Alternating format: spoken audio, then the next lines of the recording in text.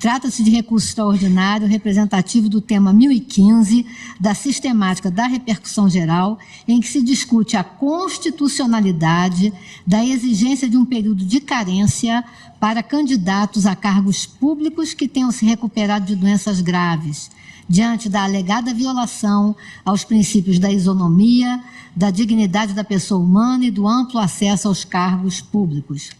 Na origem, a hora recorrente ajuizou ação anulatória contra o Estado de Minas Gerais, objetivando a desconstituição do ato, que a considerou inapta a tomar posse no cargo de oficial judiciário daquele Tribunal de Justiça, pois, segundo exames realizados pela respectiva junta médica, ela havia sido acometida de doença grave, câncer, há menos de 5 anos. O pedido foi julgado procedente pelo juízo de primeiro grau, porém, submetida a causa ao Tribunal de Justiça do Estado de Minas Gerais, a sentença foi reformada.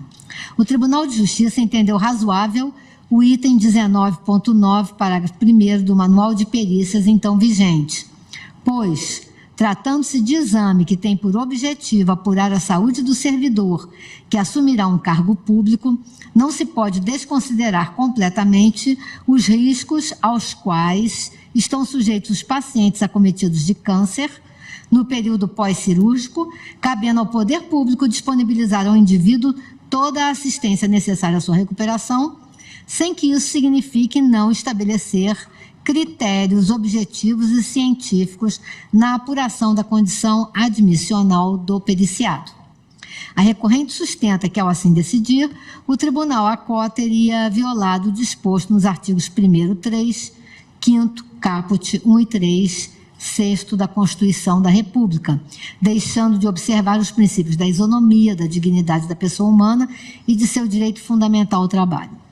A questão em julgamento envolve a previsão de presunção de restrições laborais e, em consequência, a impossibilidade de acesso a cargos públicos de pessoas que tenham sido acometidas por alguma doença grave no passado.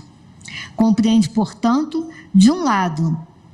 a prerrogativa estatal de selecionar os candidatos que se mostrem capazes de realizar as funções inerentes ao cargo, e, de outro, o direito dos candidatos aprovados a um tratamento digno e isonômico, isento de exigências desarrazoadas. A dignidade humana, um dos fundamentos da República Brasileira, constitui-se como bem maior do indivíduo e possui força normativa, pelo que todos os direitos hão de ser, com base nela, interpretados. O princípio da isonomia é a igualdade na lei e perante a lei. Consiste na máxima aristotélica em tratar igualmente os iguais e desigualmente os desiguais, na medida em que eles se desigualam. A equivalência formal complementa-se com a material e, por meio da distinção de pessoas e situações, aplica-se a regra isonômica de tratamento diferenciado. O direito ao trabalho é um direito social fundamental de todo ser humano, inscrito no artigo 6º do texto constitucional, que credencia o indivíduo a exigir do Estado uma postura ativa, a fim de assegurar a prestação tanto material quanto jurídica para a sua implementação. Nessa ótica, o direito à não discriminação, que também possui assento constitucional, é instrumento para a eficácia da vida laboral, pois não permite o preconceito de origem, raça, sexo, cor, idade ou outras formas de distinção que impeçam o indivíduo de exercer qualquer trabalho. A inserção da isonomia como princípio de nosso Estado democrático possui a finalidade de minorar os fatores discriminatórios, destinando-se tanto à sociedade como ao próprio legislador, a quem é vedado instituir privilégios e também impor restrições injustificadas. O amplo acesso aos cargos públicos correlaciona-se com esses direitos e permite que todo cidadão, por meio do concurso público e tendo como corolário o princípio da impessoalidade, possa assumir um cargo, emprego ou função.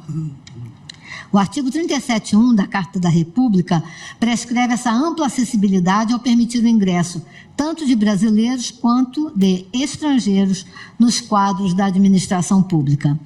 Daí é que os princípios da dignidade, da isonomia e do amplo acesso aos cargos públicos, considerando suas vertentes de direito ao trabalho e à não discriminação, hão de ser analisados sob a ótica da razoabilidade e da proporcionalidade.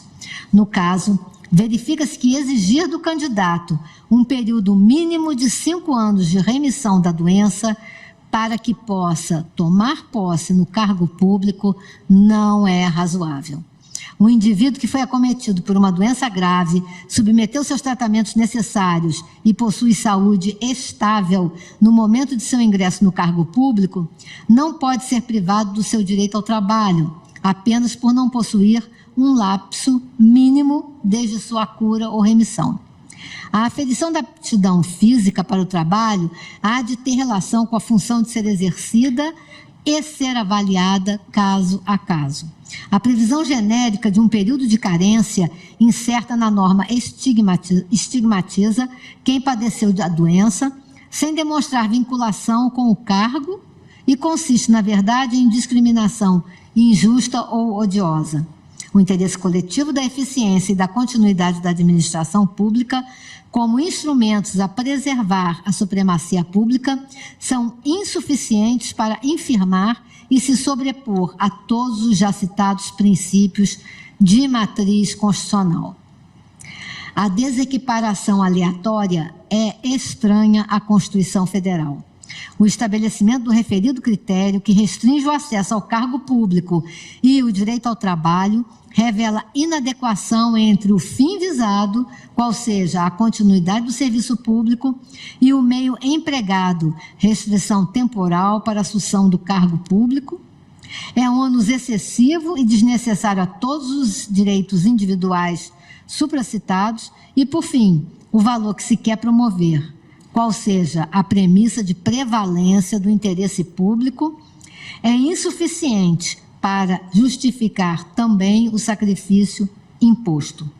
O Supremo Tribunal Federal possui entendimento pacificado de que requisitos que restringam o acesso a cargos públicos apenas se legitimam quando, em conformidade com o princípio da legalidade e estritamente relacionados à natureza e às atribuições inerentes ao cargo público a ser provido.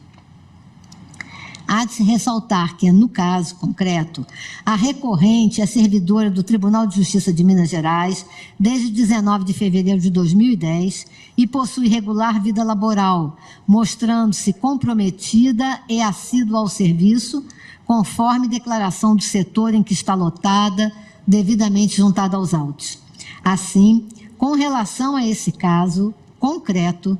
o recurso extraordinário há de ser provido para reformar o acórdão recorrido, reconhecendo-se o direito da recorrente ser definitivamente confirmada como empossada no cargo de oficial judiciário dos quadros do Tribunal de Justiça do Estado de Minas Gerais, para o qual prestou regular concurso público. Em face do exposto, manifesta-se a Procuradoria-Geral da República pelo provimento do recurso extraordinário e, considerados a sistemática da repercussão geral e os efeitos do julgamento desse recurso em relação aos demais casos que tratem ou venham a tratar do tema 1015, sugere-se a fixação da seguinte tese: é inconstitucional a instituição de período de carência para a posse em cargo público de candidato que foi acometido por doença grave, já está curado, dissociada de justificativa da razão pela qual prejudicaria concretamente a aptidão para o cargo, por violação aos princípios da isonomia, da dignidade da pessoa humana e do amplo acesso aos cargos públicos. Muito obrigada.